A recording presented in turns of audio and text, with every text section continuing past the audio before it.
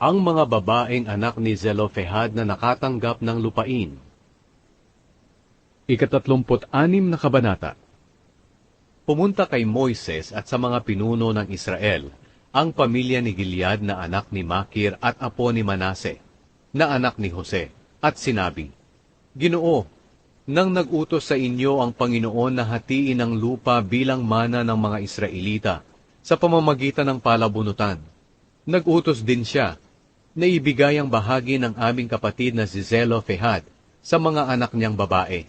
Pero halimbawang nag-asawa po sila galing sa ibang lahi, at dahil dito'y napunta ang kanilang lupain sa lahi ng kanilang napangasawa, hindi ba't mapupunta na ang bahagi ng aming lahi sa iba?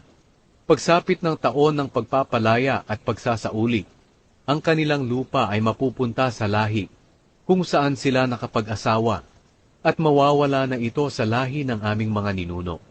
Kaya ayon sa utos ng Panginoon, sinabi ni Moises sa mga Israelita, Tama ang sinabi ng angkan ng mga salinlahi ni Jose. Kaya ito ang sinasabi ng Panginoon tungkol sa mga anak na babae ni Zelophehad. Malaya silang makakapag-asawa sa kung sinong kanilang magugustuhan, basta manggagaling lang sa lahi nila. Ang lupang mamanahin ng bawat lahi ay hindi maaaring mapunta sa ibang lahi, dahil kailangang manatili sa bawat lahi ang lupa na kanilang namana sa kanilang mga ninuno.